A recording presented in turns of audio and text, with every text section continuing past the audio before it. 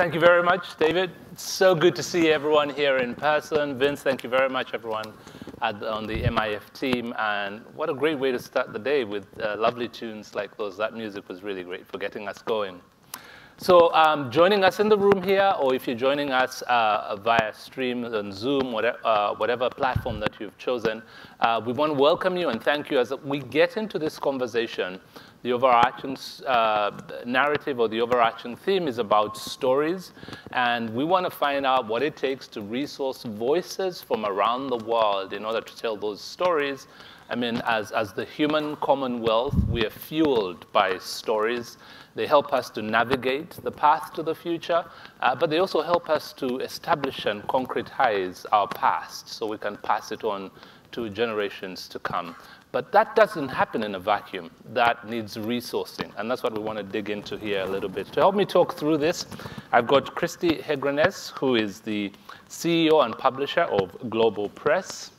I also have joining me Ivan Siegel, the executive director at Global Voices. And on Zoom, we've got Khadija Patel, who's the head of programs at the International Fund for Public Interest Media.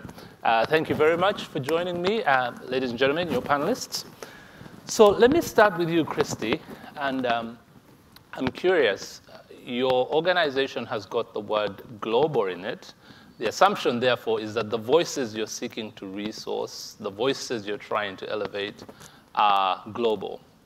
But what is that definition of global? Is it just everyone, everywhere? I love that question because I think really understanding who is local, who is global in this current media market is so important. So the root of Global Press is that we build independent news bureaus in some of the world's least covered places, entirely staffed by local women. So we are focused on building really representative bureaus. So in a place like Democratic Republic of Congo, we have bureaus in 3 different parts of the country, all staffed by local women, but gender is just the beginning of the types of, the types of diversity that we're seeking, right? So in every community, we're looking for caste, tribe, religion, socioeconomic status, urban, rural. What we do is we go into the population, we say, okay, who's in the population? Then we say, who's owning and controlling the media? Then we ask a really important question, who's missing? And we go out and we find those women whose voices are missing in media. Now, I often get the question, why women? And it's a really simple answer, right? Across the world, we know this to be true. There is a direct correlation between who works in a newsroom and who is featured and quoted in stories. Across the world, 24% of sources in stories are women. So we know that we need to increase representation of women in global newsrooms.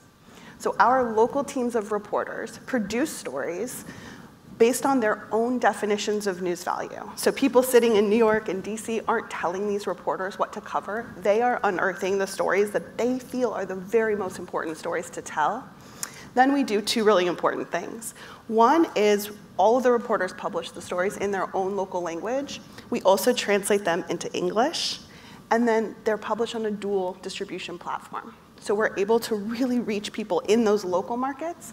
And then with the English language version, we partner with dozens of international outlets to make sure that their stories are reaching millions of people around the world. So Christy, some of the people working in this space and some of the work I've seen have indicated that having more women as storytellers in the newsroom or wherever the stories are being generated from is a step, but hardly a sufficient one. And that it's really women in leadership in these organizations that makes the difference, because they're the ones, it's the editors who will decide what goes on or what doesn't. They're the real gatekeepers. Absolutely. Agree, disagree, or a bit of both? 100% agree. Global Press doesn't just train and employ women journalists. Our entire organization is women-led. Reporters in these local bureaus decide what stories to tell. They are the gatekeepers of information. They are helping disrupt global narratives about what's happening in their communities. So places like Haiti and Zimbabwe that are only covered in sort of the singular rote narrative, by putting local women in positions of decision-making power in a newsroom, that's how we truly disrupt newsrooms. And we'll come to that in a minute. I'm curious to find out how you do that. Ivan. Local, what does that mean for your organization in a global world like this? So I've often also thought about what it means to have the word global in the name of our organization when what we also really do is focus on local perspectives and stories and agenda setting, mostly from communities and cultures and languages that come from outside of the global north, outside of Western Europe and North America. And the first question I ask is, who gets to be global? Who gets to participate in the idea of a universal set of values, which is itself pretty contested because one version of the word global is actually a transference from Western values, right? Not everybody thinks that global is equal to universal. So it's already an issue of power to use the word in itself. So for me, the idea of who gets to participate in a global conversation is key to what we think about when we figure out whose voices and whose stories we're paying attention to. Because, of course, the internet gives us the potential to hear for everybody to speak, but it doesn't necessarily say who we're listening to. And I think listening is a key element that's missing in a lot of the way that we've constructed our contemporary information ecosystems.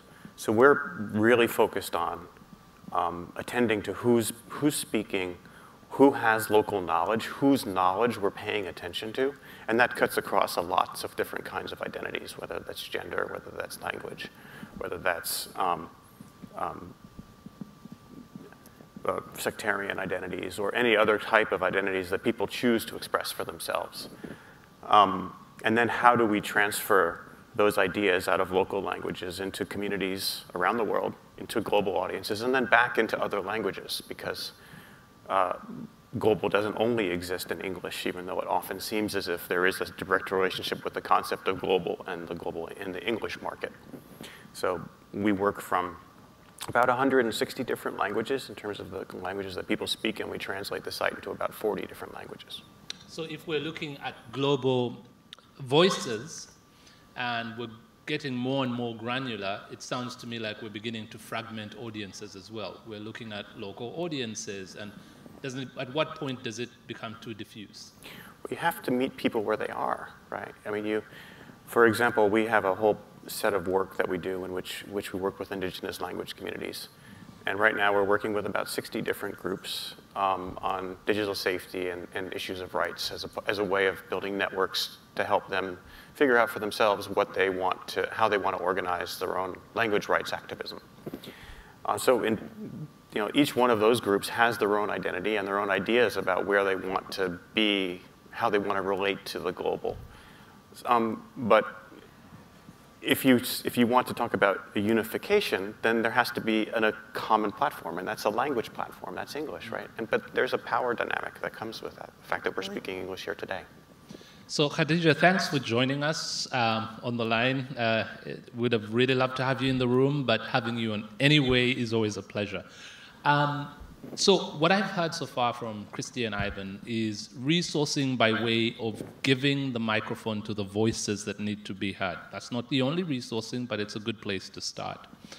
As someone who's got your history in storytelling and right now looking at resourcing public interest storytellers, what, in your opinion, is at stake if these voices aren't resourced? For me, what's at stake is our ability to understand each other. It is our very nature of humanity. That is what is at stake. What is at stake is our chance at prosperity, our chance of surviving. That is what is at stake.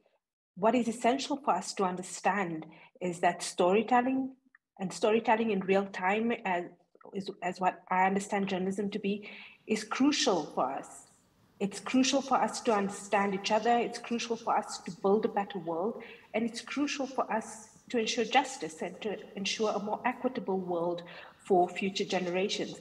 So the one thing that I'm often frustrated with in many, many contexts is the idea that journalism and the crisis, various crises facing journalists and the profession as a whole are almost frivolous and can be resolved some other time. They're more urgent matters that have to be resolved first. And I think that that is a fundamental mistake that we're making, that we cannot resolve any other problem with first ensuring that we're able to understand each other better, that we're able to ensure that every person has that microphone or some access to a microphone within their community, that they're able to see themselves in the stories with which they're surrounded in.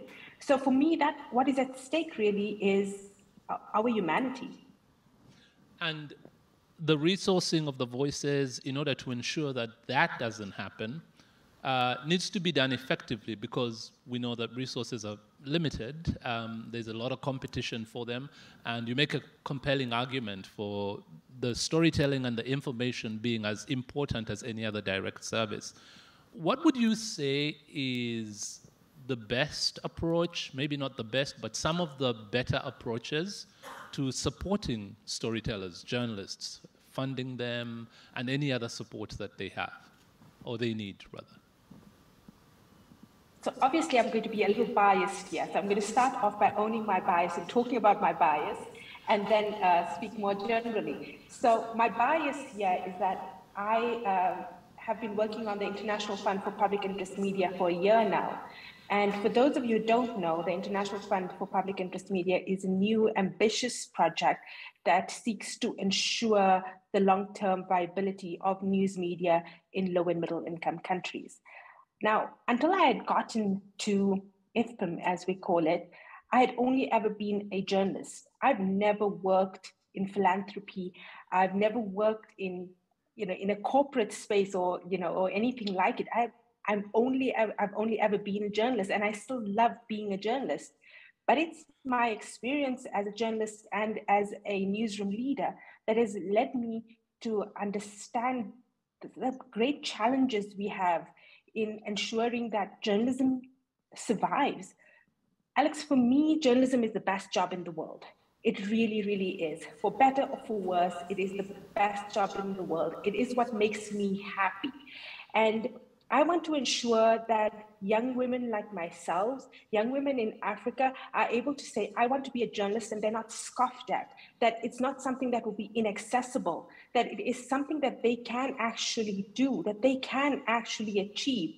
And that's why I'm here at the International Fund, because I understand the precarity in which media in contexts like mine in South Africa are currently existing in.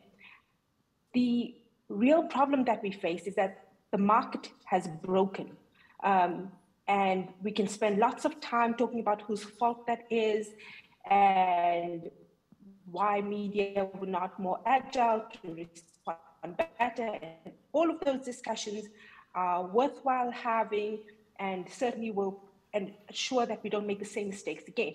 But that also does not resolve the crisis. What we need right now is we need financing. We need money to ensure that journalism continues to be done. Because for me, there are two key issues that need to be resolved. Number one, we need more journalism to be done. Number two, we need greater audiences. We need more people to access that journalism. So therefore, the International Fund for Public Interest Media, with all of its great ambition, seeks to do that. And I think that the one key challenge that we face as a funding community is ensuring that there is more money directed into the sector. This is what is essential, that it just isn't enough right now, and it certainly is not meeting the need. I'm going to, yeah, go on, Christy. I would just love to, Khadija, I love everything that you just said. And I spend a lot of time thinking about the fact that collectively, we all spend so much time lamenting the poor quality of journalism in the world. Yet we very rarely pay attention to the fact that the majority of journalism jobs are actually very low quality employment. One of the things we are really focused on at Global Press is not only providing high quality training and professional development, all of our reporters are full-time staff, strong living wages, salaries, health benefits, paid family leave, and access to our industry-leading duty of care program. Because I think Khadija is absolutely right. If we want to rebuild journalism, to restore journalists and journalism to its rightful place as the truth tellers and the connectors of the world, we have to invest and protect the human beings doing that really difficult work every day. Ivan, I presume you have something to say on that second aspect of resourcing, which is money, the funding. We've had two perspectives there. I mean, I do, for sure. At a very basic level, if journalism is a public good, if we treat it like a public good or expect it to be a public good, we should think about it from the funding perspective as a public good, not only as something that needs to be funded out of the private sector. And some countries do understand that, other countries do not. But globally, transnational, international media doesn't necessarily fit into the existing funding paradigms. And so there's a kind of a mismatch between the idea that we have transnational information systems that actually try to do the kind of bridging work that Khadijah's talking about for building understanding across cultures and communities and languages, and the way that funding exists. That's the first point, but you have a point, so. Yeah, I was just going to say that Khadijah brought up the point of audiences, and we've got one in front of us. I just want to say, if you've got questions, comments, make a note, and I'll be throwing it to you much sooner than you're expecting, so be ready in case I put you on the spot. Let's jump back into, it's one thing to give people a microphone, it's another thing to give them some money so they can feel secure and be able to tell the stories. But the information terrain has become hostile over time, and stories have been weaponized, and they're flung at storytellers and audiences rather than being presented to them. How do you protect storytellers, especially women, Christy?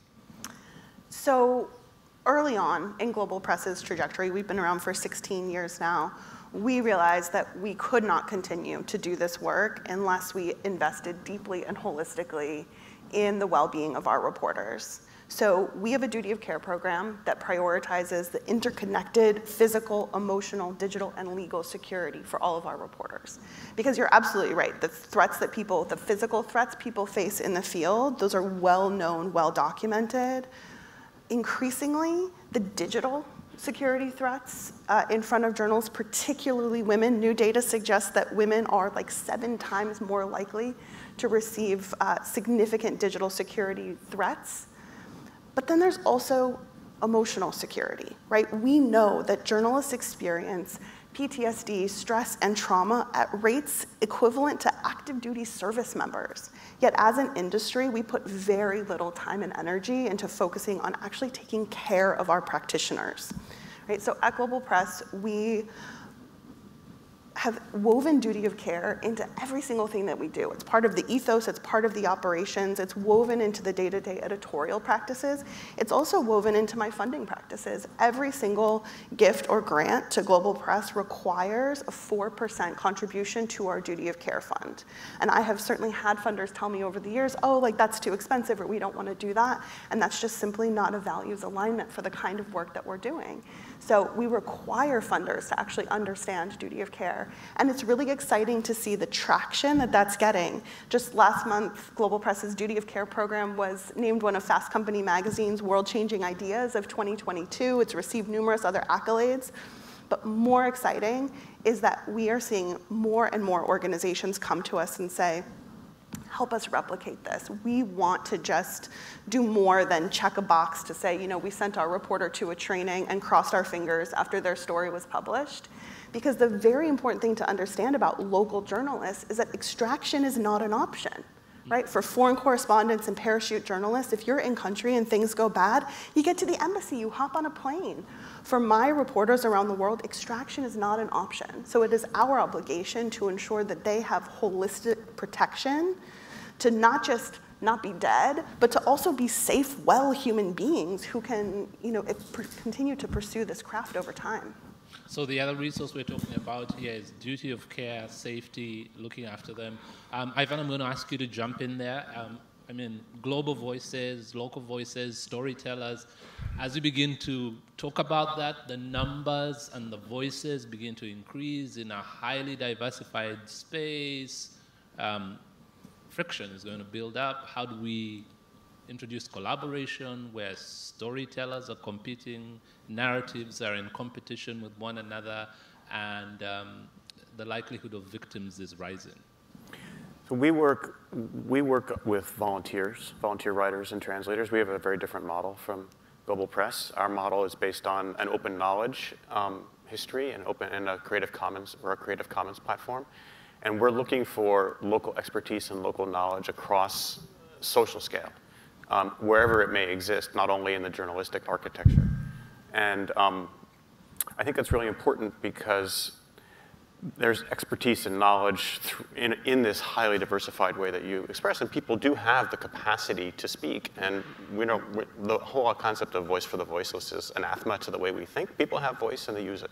What's important is for us to figure out how to find and amplify those voices in ways that are comprehensible across cultures and across languages.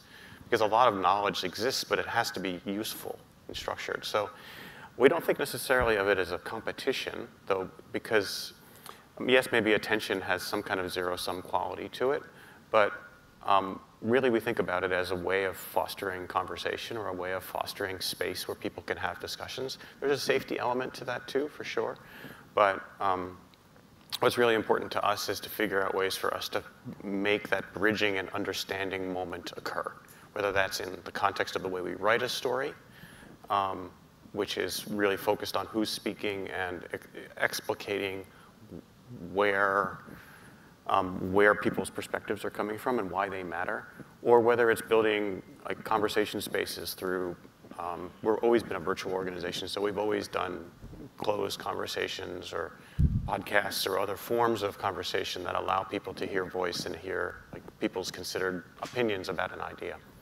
So those are ways we do it. Yeah. Khadija, so you're now on the funding side of journalism and trying to support it and make sure that it's as effective as possible. But from where you sit today, what are some of the ways that philanthropy can be more effective in supporting storytellers, in supporting newsrooms, journalists, especially for public interest media? I think that this might be controversial, but I think that the most important thing is for funders to lose their own agendas. Because my experience running a newsroom, running a startup, is that sometimes, as welcome as funding is, it can end up fundamentally weakening an organization and fundamentally, and I'm not being romantic about an organization, in its, as a throwback to some lost, sense of nostalgia for, a newsroom at some point in history. But rather what I lament is the ability for us to tell stories about what is happening in real time, for us to tell the news, right? So in my experience, for example, in South Africa, where there has traditionally been funding for investigative journalism or for health journalism or for journalism that is related to upholding the rule of law or reporting on corruption. And all of this is welcome and it's essential, don't get me wrong. But what the overall impact of this can be is that it can substantially weaken an organization's core ability to actually just report the news, to actually tell you what is happening in various parts of the country, because the best journalists in the organization are ultimately dedicated to to servicing the funders.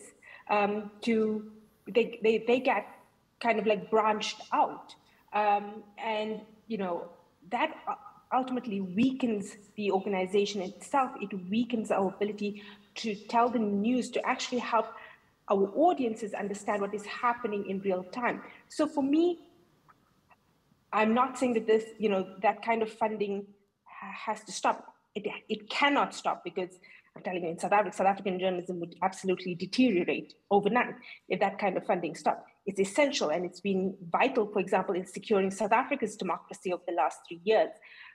But there has to be additional funding as well, I think, to understanding that organizations are simply not able to cope, are simply not able to run themselves without some help as well. So, and help that comes without any strings, without any agenda. allowing organizations, again, I'm using organizations in a very loose sense here. What I'm saying is that we need to allow people within their local contexts, we need to trust them to make the decisions about how best to use the funding. I think for me, this is really, really important. And I know how difficult it is for various reasons for funders, especially now coming on the other side. I understand all the reporting requirements and, and the myriad other details that have to go into explaining every decision we take. But I think that we have to build capabilities, and we have to build the capabilities to trust people to make the decisions that will be the best for them. Because ultimately what we have to ensure is a news media environment in which people feel secure enough to tell the stories that are important to them. That is ultimately what is essential. What we have to desist and what we have to ensure does not happen, especially in this time of precarity, which can easily happen, is a new sense of colonialism or imperialism, perhaps is the better word, where funding is used in some ways to control the narratives of what what is said publicly in a certain place.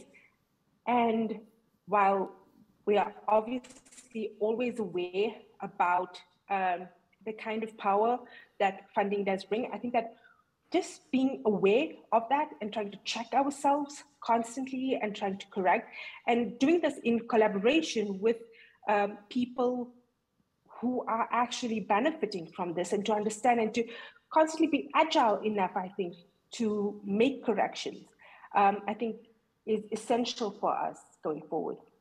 Christy's nodding in agreement down here. I can see out of the corner of my eye. Going for it. No, everything Khadija just said is so important. I said earlier, at Global Press, we have a non-assignment policy. And the goal there is that in order to truly disrupt narratives, we have to change who's in charge of determining what the story is. And so a challenge that I face, with no exaggeration, every single day, is that our model puts that power to choose what stories are most important to be told into the hands of local reporters. We've taken out that layer where the powerful news decision maker is in New York or London. Yet, I have people who are very well-meaning in the philanthropic space who say, we'll give you X number of dollars to only cover this. We'll give you X number of dollars to only cover this. And all of a sudden, the non-assignment policy is out the window. Because if I say yes to that money, I'm still letting powerful people control the narrative. And it's a unintended malice, but it is a really big problem in the space. Ivan? Absolutely true. I mean, you might say that. It's absolutely true. The model of philanthropy in which foundations start with a highly strategic plan and focus very narrowly on a set of goals in order to kind of articulate what they want, and then seek to work with foundations that have different agendas, or nonprofits that have different agendas, and then try to get their agendas through those organizations, often ends up changing the organizations themselves. And that's true for us, that's true for you. And if you're running a small to medium-sized enterprise in this space and you're trying to kind of build your own mission and your own agenda, you're constantly navigating between the agendas of the foundation world, if you take foundation money, or any funder, honestly, and the agenda and the mission that you set for yourself. It's wonderful when you find donors or partners who are able to kind of say, I'm here to support the mission that you have, and I support you because you have that mission, not I can use your mission in the service of our own. But that's fairly rare, unfortunately. So it sounds to me like this is similar to any other aspect in life, where you have more than one person involved. You're going to have competing needs and agendas, and I think that the skill that might be needed here is, how do you identify common needs? How much time and resource do you invest in the effort of intentionally finding common needs? Because this is not going to go away in that sense, and it's probably very much baked into human nature. I mean, as much as we possibly can. But are we intentionally investing in building that muscle, in boning up on identifying shared? We think about this very strategically, and we try to find partners that are willing to work with us in ways that are more expansive. But we're constantly also working at the level of policy and philanthropy and trying to convince philanthropic givers to consider a different way of acting. Sometimes that works and sometimes that doesn't.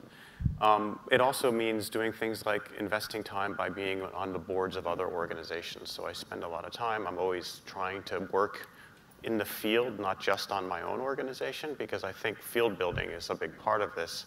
There needs to be enough organizations that actually have a consistent voice in a given field in order to create a counterweight to what might be an idea coming from the sources of funding that they have complete control or authority over how funding will be distributed on the basis of their agendas.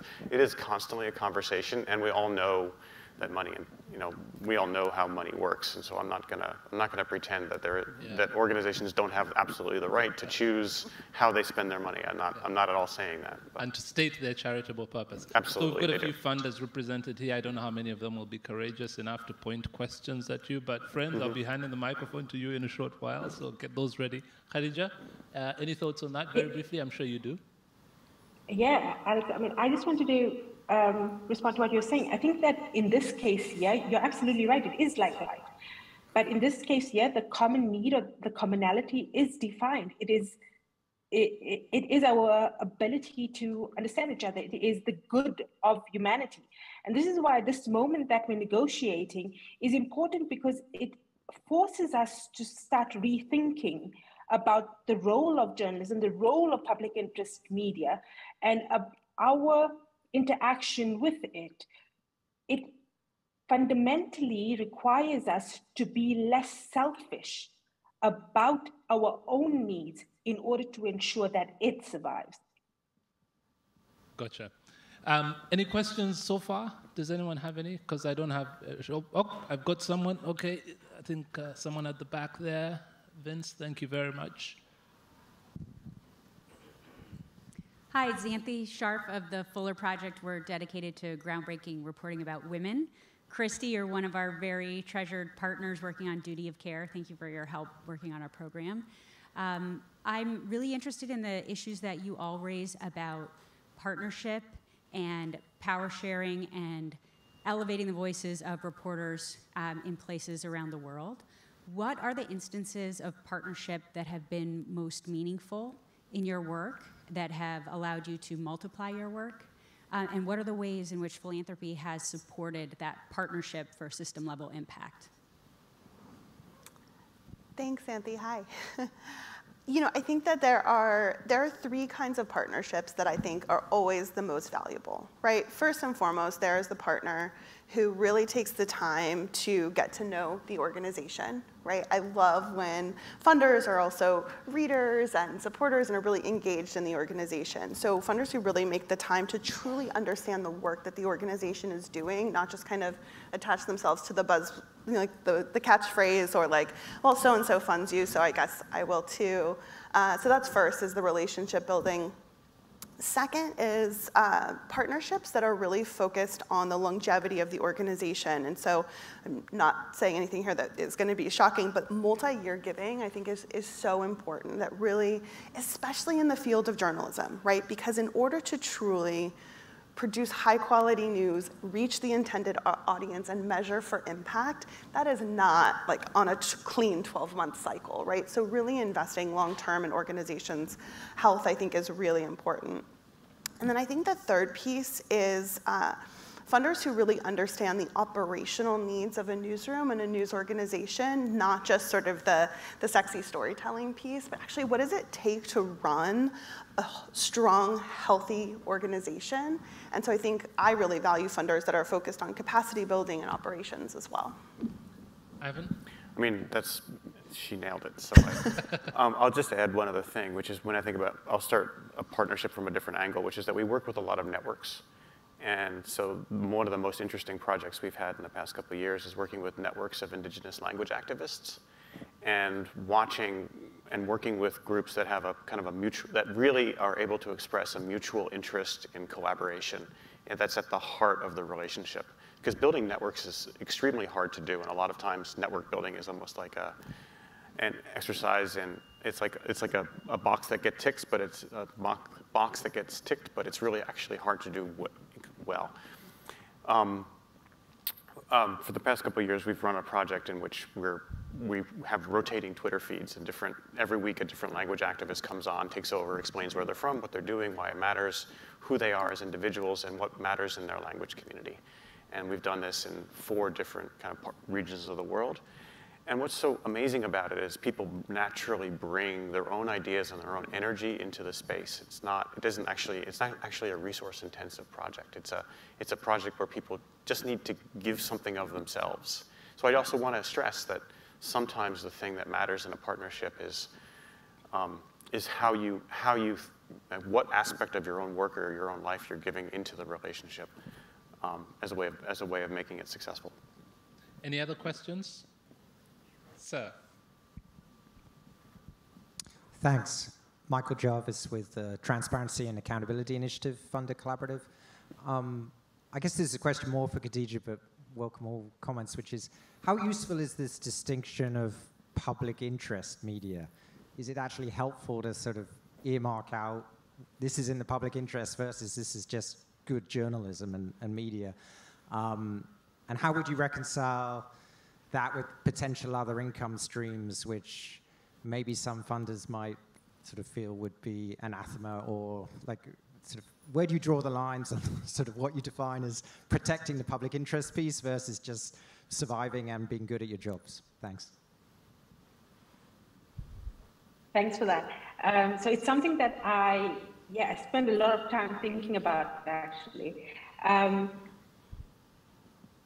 So at the moment with IFPIM, the way we've actually put forward a definition of public interest media, we want to stress all-reaching, definitive description of what the public interest media is. But I think that what is essential is that it implies media that is focused on ethical and credible work, that seeks to ensure that there is a plurality of voices, that within the public sphere, that it is paying heed and its ultimate focus is on the greater community and not just those who have power or the ability to influence them.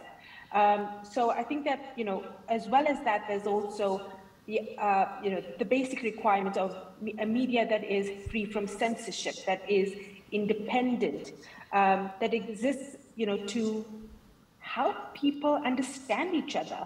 And that is its primary objective rather than any political, commercial objective. And then I think that essential also, especially in this highly fractured world, is media that enables public debate, the plurality that of voices. So I think that really is, those are the components of what public interest media is. So for me, it's quite broad, and it's not necessarily restrictive of, or rather restricted to only non-profit media. I think that commercial media can also be public interest media, absolutely. But I think that rather it is about the overall objectives and how, how this organization or organizations are structured that is important. So I understand how the term might be limiting in and of itself, but what I hope is that it's perhaps through discussions like these that we continue to iterate and think about what else needs to be in there to ensure that it is a good definition, or perhaps we need a better descriptor. I'm really, really keen to hear what you think as well. We've got a little under 5 minutes, so if you've got a question. Oh yes, the lady at the back. Alex, we have a question from the remote audience as well. Oh, excellent. So we'll take that first, and then we'll go. Yes, thank you very much, Vince. And that is from Bill Siemering, who asks anyone, I think, do you use local community radio for this work? Bill, thank you. Bill Simmering is a big advocate of local community radio, for those of you who are in the room here. Radio partnerships are one of the most important types of partnerships that we have at Global Press. So we have more than 100 partners all over the world, ranging from large-scale partners like BBC or Quartz to local radio stations around the world. And I think when we think about audience, it's also tied to how we think about impact, right? So if we are producing stories about a community, but we don't make an effort to get those stories into places where the community can actually use and benefit those stories, I think that there's a fundamental flaw there, right? That is my historical beef with foreign correspondence and parachute journalism, is that those stories are inherently about communities that they are not for, right? And so I think that local radio is an amazing example of how organizations like Global Press and others can really reach deep into communities, form partnerships and alliances so that we can together increase access to accurate information in a way that benefits the communities that we are covering. Do we have another question from online? Okay. Hi, I'm Elisa Liz-Munoz, the Executive Director of the International Women's Media Foundation. Hello, Christy. I completely understand the need for foundations and funders not to interfere with editorial, but I've always wondered why funders don't use their leverage more to influence the makeup of the news media in terms of making it more inclusive. I mean, we've seen over the last 3 decades the needle barely move with regard to gender equity in the news media around the world. So I just wanted to hear your opinions about the ability of funders to leverage their funding based on the makeup of the newsroom from top to bottom. Thanks. That's a very good point there. And those of you who read the Neiman Lab, if you subscribe or you don't, please subscribe. One of their articles recently was on how reluctant news organizations are to publicly share details on how diverse and equitable their newsrooms are. They hold everyone else to account, but don't like the light being shone on them about diversity, equity, and inclusion, especially around gender. So who wants to take that on? Let's perhaps come to you, Khadija. Should philanthropic organizations sort of use their muscle to make some of those changes, incentivize them at least? Yeah, so I think that it's essential actually that funding, this is the way that funding can be used to incentivize such things. Speaking to many journalists in Nepal recently, where this is an example of a country where women are still not taken seriously as journalists. They're still given the so-called soft beats. They're not actually promoted to leadership positions. So it's that old story. So the question that that I've been asking myself is, how can we help to make this better? How can we incentivize this? And I think that in this way, I think that that funding can be used absolutely to incentivize diversity, to incentivize gender equity, and really, I think that that's the one kind of agenda that I think is essential. Alyssa, let me ask you, if you could get the mic again, what kind of initiative do you think would work? Because it's a thin line for a funder. How far is too far? I don't think a funder can go far enough, basically. I think that the media industry is not going to survive unless we bring in the inclusivity that the public is demanding, and unless media funders see that as a priority, then you're just supporting a broken system. So I think it should actually be a priority for media funders to not just incentivize, but demand that the media organizations that they fund be representative of the communities that they're reporting on. it's central to trust as well, right? We all know that one of the broken pieces in journalism is that people don't trust it anymore. And so when we can tell stories that allow people to recognize themselves in those stories, that is the #1 easiest way to rebuild trust and credibility in media. And so I think if we are all committed to elevating journalism, to rebuilding trust in media, then investing in inclusive representative newsrooms is a really straightforward place to start.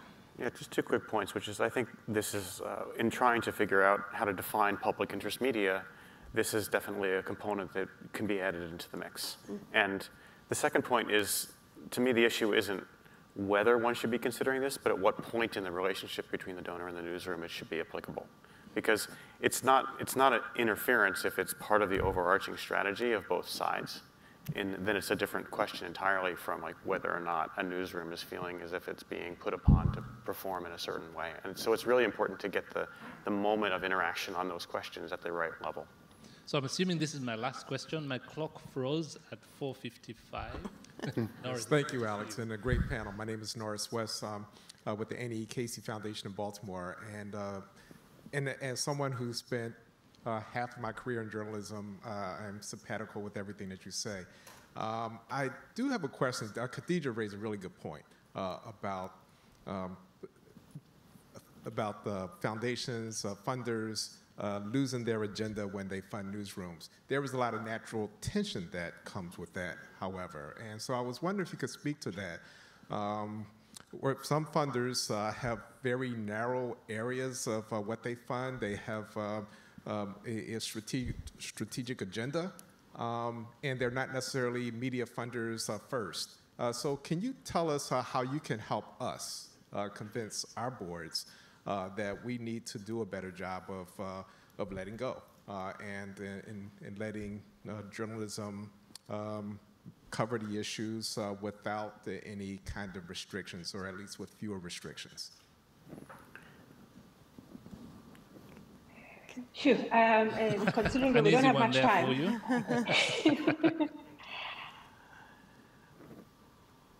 There's so many ways, there's so much that I want to say, but I think that fundamentally, I know I sound like a broken record, but there is a moment that we currently face as humanity in which we have to make certain strategic decisions about how the media evolves from here on. And those of us with some resources, those of us who sit around tables that are making decisions about how money is spent, have a responsibility, I feel, to ensure that a better media actually emerges. We don't want the same media, we want a better media. And in order to do that, we need to think about how we trust grantees, how we trust them to make the decisions that are in their best interest.